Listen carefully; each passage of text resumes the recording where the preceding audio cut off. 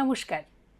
আমরা আমাদের জীবনের গতিবিধিতে যতটাই লক্ষ্য রাখি বা গতিপথে যতটাই চলমান হই, আমাদের বিভিন্ন ধরনের সমস্যা, বিভিন্ন ধরনের তার যে প্রতিকার এবং তার সাথে সাথে চলার ক্ষমতা বাড়তে থাকে। তবে আজকাল দিনে ডিজিটাল কথাটা আমাদের সকলের জীবনের সাথে ওতপ্রোতভাবে জড়িয়ে রয়েছে। আর এই যে জড়ানোটা, সেখানে আমরা বিভিন্ন সময়ে বিভিন্ন সমস্যার সম্মুখীন হই বটে। তবে তার থেকে বেশি যে বিপদের কারণ, সেটা হচ্ছে মহিলারা সবথেকে বেশি এই বিপদের সম্মুখীন হয়। এখান থেকে কিভাবে আমরা প্রতিকার পেতে পারি, কিভাবে নিজাত পেতে পারি, তার বিভিন্ন সাবধানতা কী আছে, তাকে নিয়েই আজকে আমাদের এই আলোচনা। আমরা অত্যন্ত আনন্দিত, আমাদের মধ্যে রয়েছেন ডিজিটাল ইন্ডিয়া কর্পোরেশনের মাননীয় কনসালটেন্ট শ্রীমতী অনুরূপা কর। নমস্কার ম্যাডাম, অনেক অনেক স্বাগত দূরদর্শনের এই পর্দায়। এবং আজকের যে আমাদের আলোচনার মূল প্রতিপাদ্য বিষয়, সেটা হচ্ছে মহিলাদের যে সাইবার সিকিউরিটি বা সাইবারে অনলাইন বিভিন্ন ধরনের যে প্রবলেম ওদের ফেস করতে হয়, যেটার মধ্যে আমরা সকলেই রয়েছি, সেটাকে কিভাবে আমরা প্রতিহত করতে পারি বা সমাধান করতে পারি।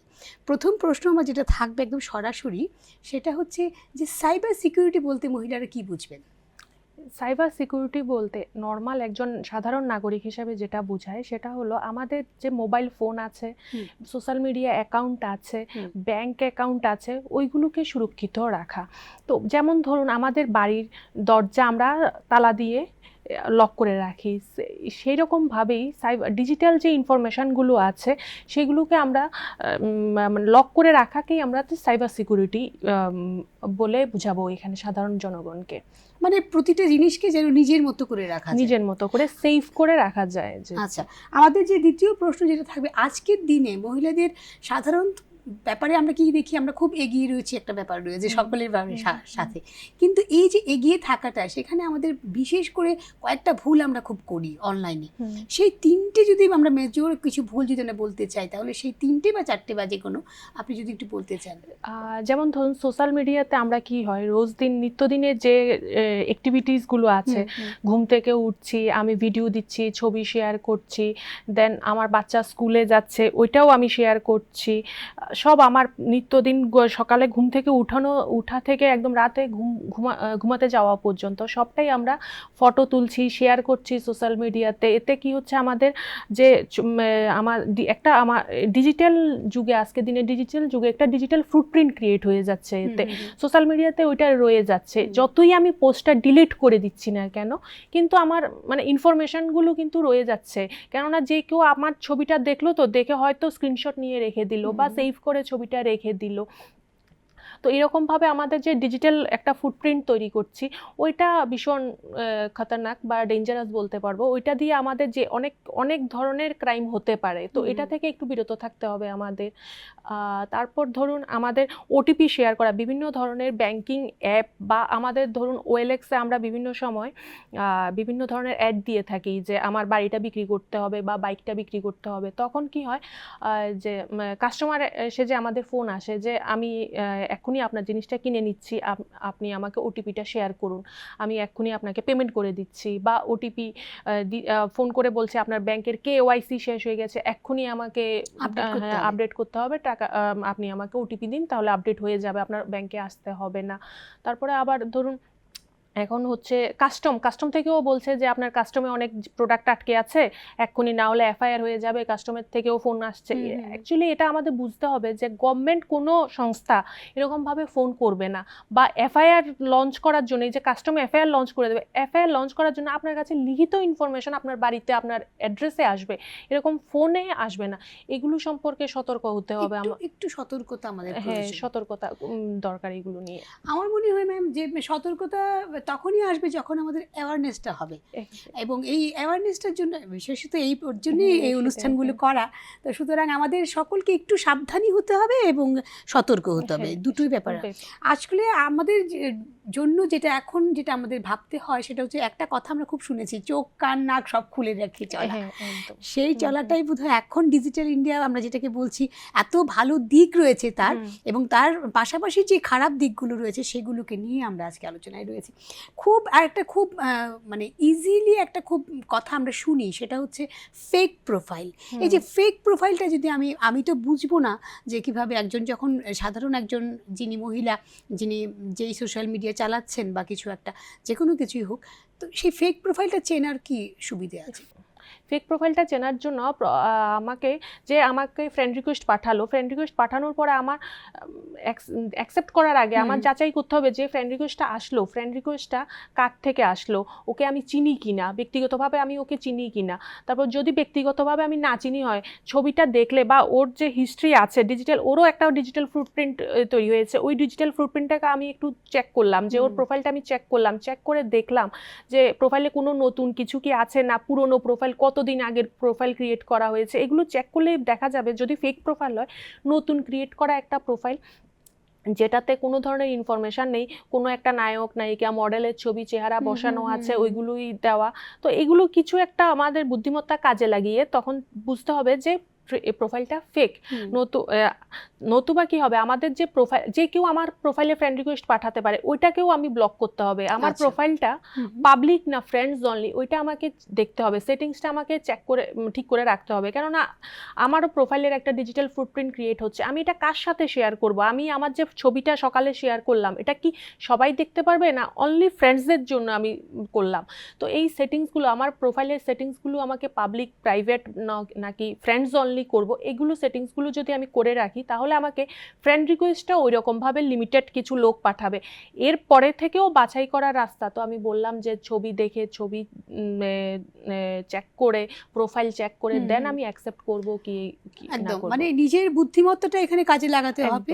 এবং তার সাথে সাথে আমরা যাদের ফ্রেন্ড, আমরা যারা বলি যে আমাদের বন্ধু, এবং ডিজিটালি যারা আমাদের বন্ধু হতে চাইছেন, তাদের সম্বন্ধে একটু জানা অবশ্যই। তবে এখানে আরেকটি প্রশ্ন এসে যায় ম্যাম, যে সাধারণত আমরা সোশ্যাল মিডিয়া যখন ইউজ করি, আমরা যে কোনো একটা মানে অ্যাপার্ট ফ্রম প্রাইভেট, মানে যারা শুধুমাত্র ঘরে, যেটা আপনি বললেন যে স্কুলে বাচ্চা যাচ্ছে বা ডাইনিংয়ে বসেছে কি তরকারি কাটছে, সেটাকেও অনেকে দিতে পছন্দ করেন, হ্যাঁ দেন। তাই সুতরাং সব কিছুই দিচ্ছেন, কোনো অসুবিধে নেই। কিন্তু ঘটনা হচ্ছে যারা নিজেকে আরেকটু, ধরুন কোনো একজন একটা এস্টাবলিশমেন্টকে বাড়াতে চাইছেন, কোনো একটা ইনস্টিটিউটকে, সেটা তার পাবলিক অ্যাকাউন্ট থেকে তিনি করতে চাইছেন, তো সেখানে উনি যদি অনলি পাবলিক না করে অনলি ফ্রেন্ডস করে রাখেন, তাহলে তো সেই ভাস্ট এরিয়াটা উনি কভার করতে পারছেন। এখানে কি করা? ওই সব ক্ষেত্রে আপনার যে অ্যাকাউন্ট আছে, অ্যাকাউন্টের সেটিংসগুলো আপনাকে ঠিক করে রাখতে হবে। যেমন আপনার পাসওয়ার্ড একটা খুব ইম্পর্টেন্ট জিনিস। আমরা নর্মালি কি করি, পাসওয়ার্ড আমার প্রিয় ব্যক্তির নাম, আমার ডেট অফ বার্থ এটসেট্রা, এরকম ইজি একদম পাসওয়ার্ড দিয়ে রাখি, যেটা একই পাসওয়ার্ড আমার সব জায়গাতে থাকে, bank account, social media, Gmail, সব জায়গাতে আমি একই পাসওয়ার্ড দিয়ে রাখি। তো ওই পাসওয়ার্ডটাকে আমার চিন্তা করে একটা স্ট্রং পাসওয়ার্ড, যেটা না 12 to 18 ডিজিটের হতে হবে, আর এটাতে capital letter, small letter, special character সব কিছু মিলিয়ে আমাকে একটা ভেবে একটা পাসওয়ার্ড দিতে হবে। আর পাসওয়ার্ডটা অবভিয়াসলি সব অ্যাকাউন্টের আলাদা আলাদা হতে হবে। আচ্ছা, একটা হলো পাসওয়ার্ড, আমাকে একটা স্ট্রং পাসওয়ার্ড দিতে হলো। দেন আমি 2 স্টেপ ভেরিফিকেশন বলে একটা প্রশ্ন থাকতো অবশ্যই 2 স্টেপ ভেরিফিকেশন নিয়ে, আপনি বলুন। হ্যাঁ, 2 স্টেপ ভেরিফিকেশন আছে। দেন আমি 2 স্টেপ ভেরিফিকেশনটা করব। মানে পাসওয়ার্ডটা হলো, আমি প্রথমেই শুরু করেছিলাম, পাসওয়ার্ডটা হলো বাড়ির তালা, সাইবার সিকিউরিটির জন্য আমি বলেছিলাম যে আমি প্রথমে তালা দিচ্ছি, এটা একটা। তো পাসওয়ার্ডটা হলো আমি বাড়িতে একটা তালা দিলাম। এবার 2 স্টেপ ভেরিফিকেশনটা দিয়ে হলো আমি বাড়িতে 2টো তালা দিলাম, একটা দরজায় গেটে তালা দিলাম, আবার দেন আমি দরজায় তালা দিলাম। চোর কিন্তু আমার ডিরেক্ট বাড়িতে ঢুকতে পারলো না, পাসওয়ার্ডও ব্রেক করলো, পাসওয়ার্ড করলো। তারপর 2 স্টেপ ভেরিফিকেশনে কি হচ্ছে, আপনার মোবাইলে বা জিমেইলে একটা ওটিপি যাচ্ছে, তো ওই ওটিপিটা ওর চাই, তো ওটিপির জন্য আপনার কাছে নোটিফিকেশন চলে আসবে, তখনই আপনি বুঝবেন যে আমার অ্যাকাউন্টটা কেউ অ্যাক্সেস করছে, তখনই আপনি ওনাকে আটকাতে পারবেন। সাথে সাথে আপনি লগ ইন করে আপনার পাসওয়ার্ড চেঞ্জ করলেন, সেটিংসগুলো চেঞ্জ করলেন, সব ঠিক করে আবার লক করে রেখে দিলেন। ভীষণ ভালো ইনফরমেশন। কিন্তু আসলে যে জায়গাতে আমরা সাধারণত দেখি খুব বুদ্ধিমান লোকেরা বা মহিলারাও যারা রয়েছেন, খুব ইন্টেলেকচুয়ালি যারা খুব সাউন্ড, তারাও কিন্তু অনেক সময় এই প্রতারণার শিকার হন তারা। এবং বিভিন্ন সময় কি হয়, আমাদের হয়তো বা মেন্টাল স্ট্রেসে বা এতটাই চাপ সৃষ্টি হয় যে সেখান থেকে আমরা সেটা করে ফেলি। এক্স্যাক্টলি। যেমন ধরুন কিছুদিন আগেই আমাকে মানে আমাকে ফোন আসলো, আমারই মোবাইল নাম্বারে একটা ফোন আসলো, মানে আমার সাথেই যেটা হলো আমি সেটাই বলছি। ফোন আসলো, আমি ঘরে একা কাজ করছি, ফোন করে বললো আমি কাস্টম অফিসার, আমি ফোন করছি, আপনার কাস্টমে আপনার প্রোডাক্ট আটকে আছে। তো আমি জানি আমার ফ্রেন্ড আছে, কোথায় আছে তাও জানি, ও মাঝে মাঝেই আমাকে সারপ্রাইজ দেওয়ার জন্য গিফট বাগেরা পাঠায়। তো আমি বললাম কাস্টমার আটকে আছে, আপনি এক্ষুনি আমাকে টাকা দিতে হবে।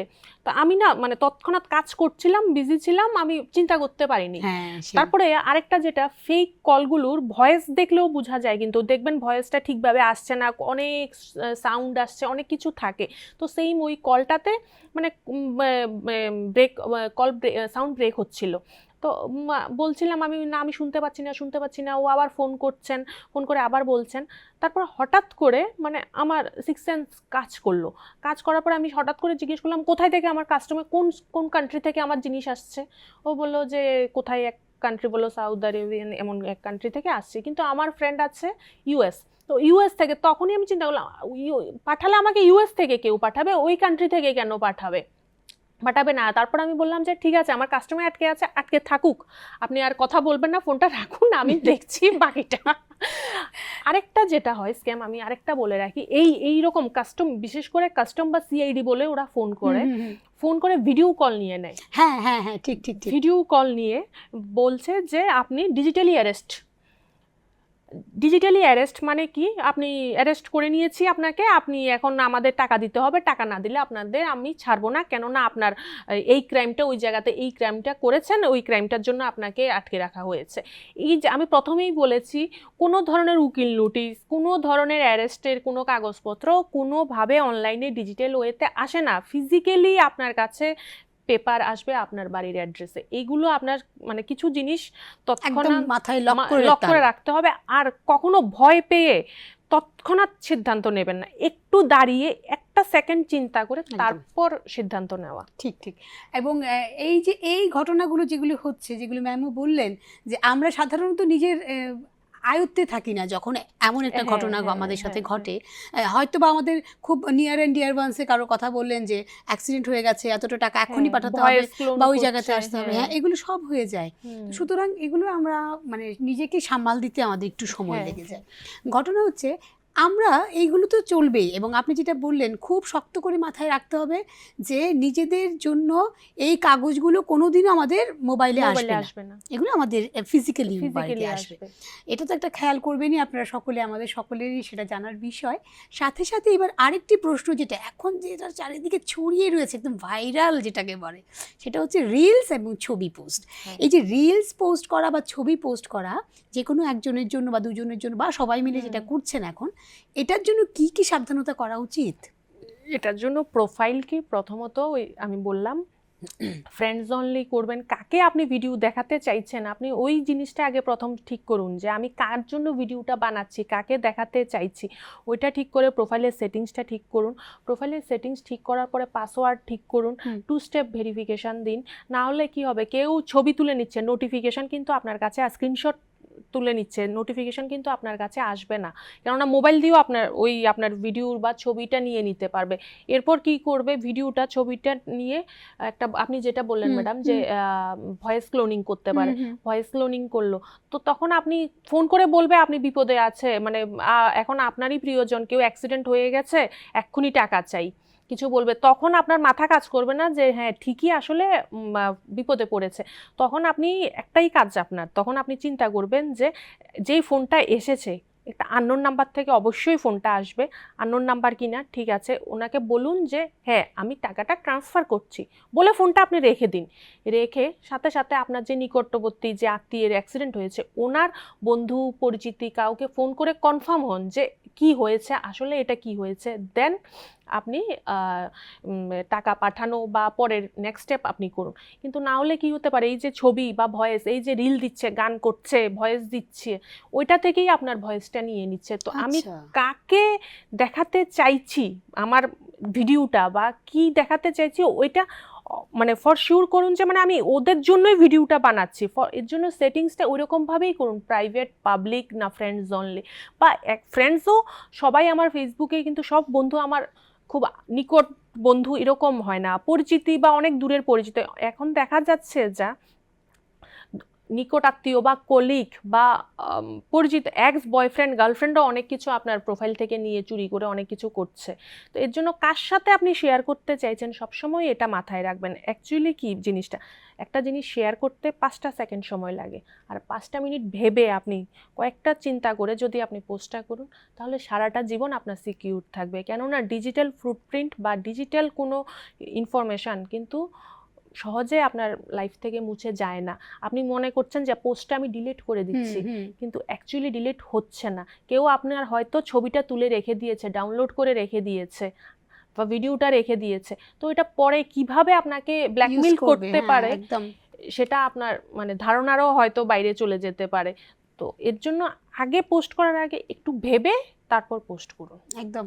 এবং আমরা এই কথাটাতে বারবার ইম্পর্টেন্স দেওয়ার দরকার যে আমাদের ভেবে, যেটা ম্যাডাম বললেন খুব সুন্দর, যে একটা যে কোনো কিছু পোস্ট করার জন্য মাত্র 5 সেকেন্ড লাগে, আর 5 মিনিট ভেবে যদি আমরা সেটা করি তাহলে হয়তো বা আমরা অনেক বড় বড় বিপদ থেকে কিন্তু রক্ষা পেতে পারি। সবসময় কিন্তু একদম নিজেকে রক্ষা করাটা ভীষণ দরকার, সাবধানে থাকাটা অনেক বেশি দরকার যে কোনো ক্ষেত্রে। এবারে যে কথাটা আমার মাথায় আসছে সেটা হচ্ছে লোকেশন। আমরা সাধারণত এটাই করি, আজকাল এত কিছু সহজ হয়ে গেছে আমাদের জন্য সবটাই। আমরা একটা জায়গায় যেতে গেলে আগে যখন যেতাম তখন ভাবতাম যে ওইখানে গিয়ে আমার আরেকজনকে যখন ডাকবো তাহলে তাকে রাস্তাটা চিনিয়ে আনতে হতো। এখন আমরা লোকেশন ট্যাগ করে দিই। এই লোকেশন শেয়ার করা বা লোকেশন ট্যাগ করা কতটা ঠিকঠাক একদম, কতটা ভাবার কি বিষয় রয়েছে সেটার মধ্যে? লোকেশন এই তো সেটা সোশ্যাল মিডিয়াতে আপনি কোথাও ছবি তুললেন, সাথে লোকেশন দিয়ে দিলাম আমি, তো এতে কি হলো যে আপনাকে ফলো করছে আর প্রোফাইলটা আপনার হয়তো পাবলিক হয়ে আছে, কেউ এবার চোরও কিন্তু আপনাকে ফলো করছে, তো বললো যে উনি তো বাড়িতে নেই, যাই আমি বাড়িটা চুরি করে আসি। সব থেকে বড় ইম্পর্টেন্ট যেটা ভয়ের ব্যাপার, হ্যাঁ ওনার বাড়ি ফাঁকা আছে, আমি ওনার বাড়িটা চুরি করে আসি। সেইমভাবে আমি যখনই মোবাইলে যেই কোনো একটা অ্যাপ ইনস্টল করছি, অ্যাপকে কি পারমিশন দিচ্ছি, আমার লোকেশান, ভয়েস, গ্যালারির অ্যাক্সেস কতটুকু আমি পারমিশন দিচ্ছি, ওইগুলো আমাকে খুব ভেবে তারপরে কেননা একটা ধরুন একটা ভিডিও এডিটিংয়ের একটা অ্যাপ্লিকেশন আমি ডাউনলোড করছি, ওইটার মধ্যে কেন চাইবে আমার SMS রিড করার ইনফরমেশন?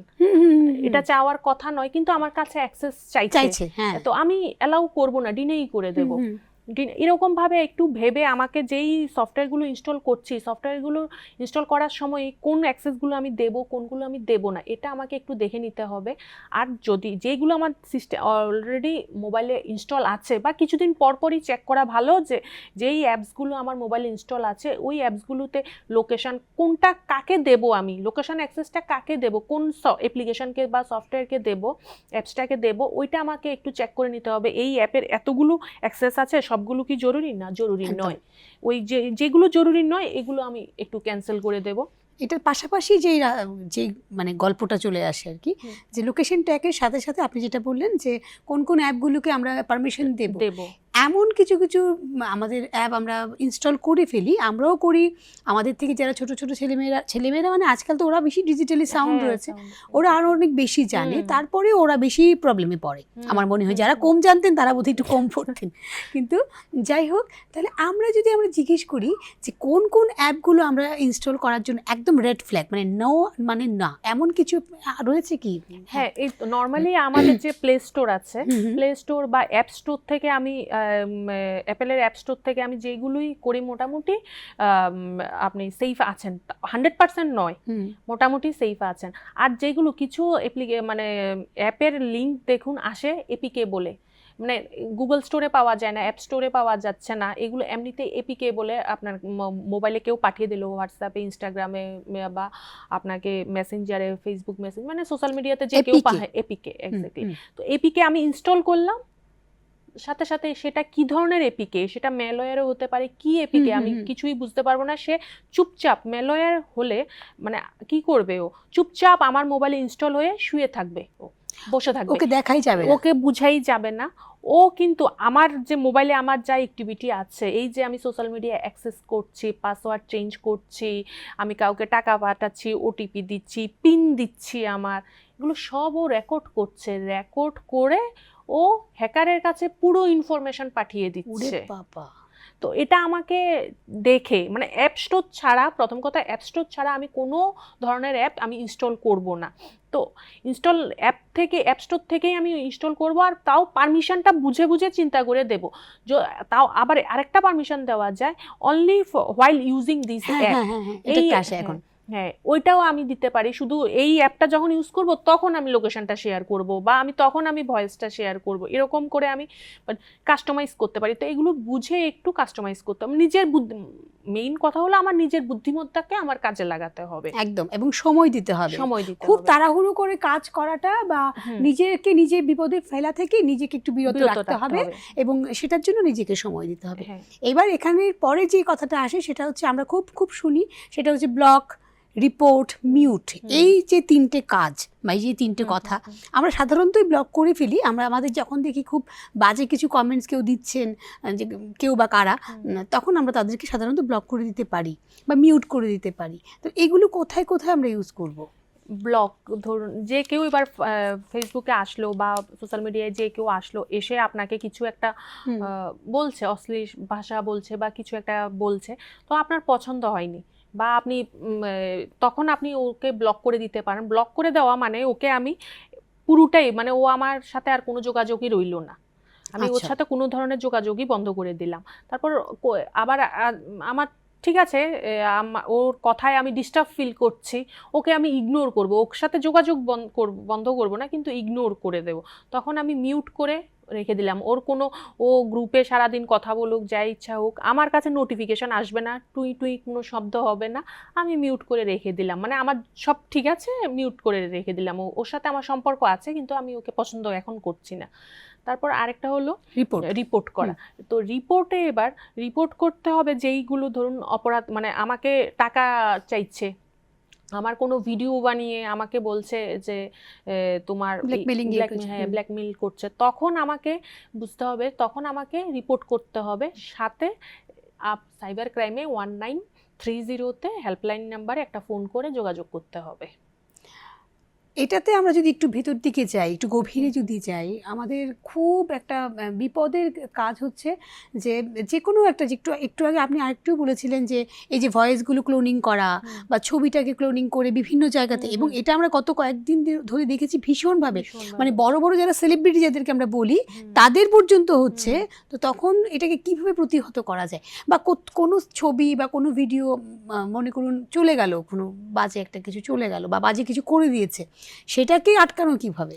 যখনই ব্ল্যাকমেইল এরকম করতে শুরু করলো, কেউ আপনাকে মেসেজ করলো, মেসেজ করে বলছে যে, বা ফ্রেন্ড রিকোয়েস্ট পাঠিয়ে আপনার সাথে খুব ভালো সম্পর্ক, খুব আপনার বন্ধু হতে চাইছে, হঠাৎ করে বন্ধু হতে চাইছে, খুব ভালো বন্ধু, তারপরে হঠাৎ করে বন্ধু হতে চাওয়ার পরে যখন কেউ অপরিচিত কেউ নিজের খুব কাছের বন্ধু হতে চাইবে, তখনই কোশ্চেন আসবে যে কেন সে আমার এত কাছের কেন হতে চাইছে। তো কাছের হতে 2 দিন 3 দিন 4 দিনের দিন ও আমাকে ব্ল্যাকমেইল শুরু করবে, ওই আমার পিকচারগুলো যেগুলো আমার প্রাইভেট পাবলিক করা আছে ওই পিকচারগুলো নিয়ে আমাকে ব্ল্যাকমেইল শুরু করলো। তখনই ঘাবড়ে গিয়ে ব্ল্যাকমেইল করলো, কিছু কাউকে বলতে না করলো বা আমাকে টাকা চাইলো, তখন ঘাবড়ে গিয়ে ভয় পেয়ে কেঁদে ও যা বলছে, হ্যাকার যা বলছে ওই ইনফরমেশনটা না দেওয়া, মানে তখন একটু শান্তভাবে চুপ করে একটু চিন্তা করে প্রথম প্রোফাইলটাকে ভালো, যে আমাকে এই থ্রেটগুলো দিচ্ছে বা ব্ল্যাকমেইলটা করছে ওর প্রোফাইলটা ভালো করে দেখে ওর প্রোফাইলের একটা লিঙ্ক রাখা, যেই মেসেজগুলো যেই ব্ল্যাকমেইলগুলো আমাকে হোয়াটসঅ্যাপ ফেসবুক যেভাবে পাঠিয়েছে স্ক্রিনশট রাখা, মানে প্রমাণটা আমার, ওর জন্য প্রমাণটা জোগাড় করা, আগে প্রমাণটা আমি রাখলাম, স্ক্রিনশট রাখলাম, ওর প্রোফাইলের লিঙ্ক রাখলাম, ওর যা পাঠালো এগুলো সবগুলো আমি সেভ করে নিয়ে দেন ওকে আমি রিপোর্ট করলাম, ফেসবুকে একটা রিপোর্ট করে দিলাম বা সোশ্যাল মিডিয়াতে একটা রিপোর্ট করলাম, দেন পুলিশে জানালাম, সাথে সাইবার হেল্পলাইন নাম্বার 1930-তে আমি। তাহলে 1930 এই নাম্বারটা আমাদের সকলে যারাই আমরা সোশ্যাল মিডিয়াতে রয়েছি বা আমরা এই প্ল্যাটফর্মটাকে ইউজ করছি, 1930 এই নাম্বারটাকে কিন্তু একদম মাথায় রাখতে হবে। যখনই কোনো ধরনের মনে হচ্ছে নিজের সুবিধে মতো ঘটনাটা ঘটছে না বা একটু প্রবলেমে পড়ে গেছি, সাথে সাথেই কিন্তু আমরা একদম হেল্প চাইতে পারি। এবং আরেকটি কথা, এখন যেটা আমরা একদম শেষের দিকে চলে এসেছি, কথা তো অনেক রয়ে যায়, প্রশ্ন কিন্তু অনেক রয়ে যায়, যেহেতু আমরা এটাতে এত বেশি আনন্দও পাই, আমাদের নাম বলুন বা যে কোনো কাজ করছি সেটাকে খুব ভালোভাবে আমরা প্রতিবাদ করতে পারি, তার জন্য হয়তোবা এটার বিপদও অনেক রয়েছে। অনেক। আরেকটি যেটা এখন আমি যে শেষ প্রশ্নটা আমি করব সেটা হচ্ছে ইউপিআই বা জিপে যেটাকে আমরা বলি, সেটা দিয়ে আমরা যখন কোথাও টাকা আদান প্রদান করি সেটার সম্বন্ধে কয়েকটা ভীষণ জরুরি যেটা রয়েছে আমাদের সাবধানতা, কিভাবে নিজেকে প্রবলেম থেকে এড়ানো যাবে সেটাই যদি একটু বলেন।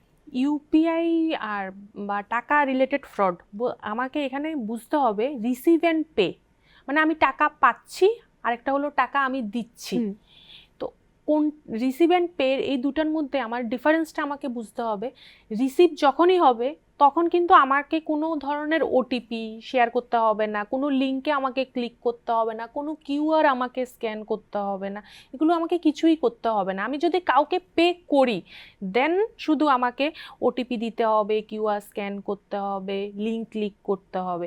কিন্তু হ্যাকার বা এগুলো যারা করে তারা কি করছে, তারা বলছে যে এক্ষুনি টাকাটা আমরা দেব, দিচ্ছি, আমরা দেব। হ্যাঁ আমরা দিচ্ছি, আমি আপনি আমাকে একটু ওটিপিটা দিন বা এই লিঙ্কে একটু ক্লিক করে দিন, কিউআরটা শেয়ার করুন, তাহলেই কিন্তু সাথে করছেন আপনি, সাথে সাথে আপনার ডিডাক্ট হয়ে যাচ্ছে আপনার অ্যাকাউন্ট থেকে। এইগুলো জিনিসগুলো একটু মনে রাখতে হবে। আরেকটা হলো গিয়ে ইউপিআইতে জিপে ইউপিআই আরেকটা যখনই আমরা টাকা পয়সা দেই কোথাও, হ্যাঁ কোনো একটা বাজারে গিয়ে বা কোথাও একটা যে কোনো দোকানে, এখন যেহেতু ক্যাশলেস অনেকটাই হয়ে গেছে, আমি নিজেও ভীষণ ইউজ করি, তো যখন আমরা ক্লিক করে ফেলি, যে কোনো স্ক্যানারকে আমরা স্ক্যান করি যখন, তখন কোনো রকমের প্রবলেম হয় কিনা, রাইজ করবে কিনা? তখন যদি আমি নর্মালি আমি কিউআর কোড যদি আমি স্ক্যান করে নিচ্ছি, তখন আমার কোনো ধরনের, আমি তো পে করার জন্য স্ক্যান করছি, ওইটাতে আমার কোনো ধরনের প্রবলেম হবে না। কিন্তু কেউ যদি আমাকে পাঠায়, তখনই আমার প্রবলেমটা হতে পারে, যে কেউ আমাকে পাঠালো কিউআর কোড, তখন আমি ক্লিক করলাম, সাথে সাথে আমার অ্যাকাউন্ট থেকে ডিডাক্ট হয়ে গেল। তারপর আবার অনেকেই কি করে, কিছুদিনের জন্য হঠাৎ করে ও মানে আমাকে 10 টাকা 20 টাকা বা 100 টাকা 200 টাকা করে পাঠাচ্ছে। তো আমাকে এই যে ছোট ছোট ট্রানজ্যাকশনগুলো খেয়াল রাখতে হবে, খেয়াল রেখে দেখতে হবে যে ছোট ছোট ও মানে আমাকে বিশ্বাসে নিচ্ছে, ও এটা দিয়ে মানে আমিও দেখছি ও তো আমাকে টাকা দিচ্ছে, মানে নেক্সট টাকাটা ও আমাকে দেবে, ধরুন ওর থেকে আমি 5000 পাচ্ছি, তো আমাকে 100 টাকা 200 টাকা পর্যন্ত পাঠিয়ে এবার বললো যে আপনাকে আর বাকি 5000 আমি দিচ্ছি, আপনার কিউআরটা স্ক্যান করে নিন। তো আমি ভাবলাম হ্যাঁ, তো ও তো পাঠাচ্ছে, ঠিক আছে স্ক্যান করে দিই। স্ক্যান করলাম, তো সাথে সাথে উল্টো আমার 5000 চলে গেল। সেটাই আমাকে মাথায় রাখতে হবে, রিসিভ অ্যান্ড পে যেটা বললাম, রিসিভ অ্যান্ড পে, এটা মাথায় রেখে তারপর আমাকে পেমেন্ট করতে হবে। একদম, খুব ভালো লাগলো, অনেক অনেক ইনফরমেশন আমরা পেলাম এখানে। এবং যেটা আমি বলছিলাম যে প্রথম দিন থেকেই আমরা যখন আমাদের সোশ্যাল মিডিয়াটা হ্যান্ডেল করি, তখন আমরা ভাবি যে আমরা ভীষণ চালাক এবং ভীষণ ইন্টেলিজেন্ট, কিন্তু আমাদের থেকেও যারা একটু দুষ্ট মনোভাব প্রকৃতির রয়েছেন, তারাও কিন্তু ভাবে যে কিভাবে আমাদের ক্ষতি করা যায়। সুতরাং আমাদেরকে একটু চোখ নাক কান একদম খোলা রাখতে হবে, প্রথমে একটা নাম্বার কথা। 2 নম্বর কথা হচ্ছে নিজেদের সাবধানতা এবং সতর্কতা দুটোকেই কিন্তু একসাথে একদম মাথার ব্রেনের সাথে আষ্টে পৃষ্ঠে বেঁধে নিতে হবে, যেন আমরা কোথাও বিপদে না পড়ি। তারপরেও যদি আমরা বিপদে পড়ে যাই, তাহলে আমাদের 1930 এই নাম্বারটা একদম মাথায় রাখতে হবে, যেন আমরা এই নাম্বারটাতেই কিন্তু সাথে সাথে আমরা যেন কল করি, অবশ্যই আমাদেরকে যেন বিপদ থেকে রক্ষা সেটার কিন্তু পথটা কিন্তু তারা দেখিয়ে দেবেন। আমরা অনেক অনেক ধন্যবাদ জানাবো ম্যাডামকে আমাদেরকে সময় দেওয়ার জন্য, এবং নিশ্চয়ই আমরা চেষ্টা করব যে কথাগুলো আজকে আমাদের এই আলোচনায় বেরিয়ে এসছে, সেগুলো যেন আমাদের দর্শক শ্রোতারা যারা রয়েছেন আমাদের সাথে, তাদের খেয়ালে কিন্তু এগুলো থাকে। এবং অনেক অনেক ভালো থাকবেন, আপনিও সুস্থ থাকবেন। অনেক অনেক ধন্যবাদ আবারও, নমস্কার।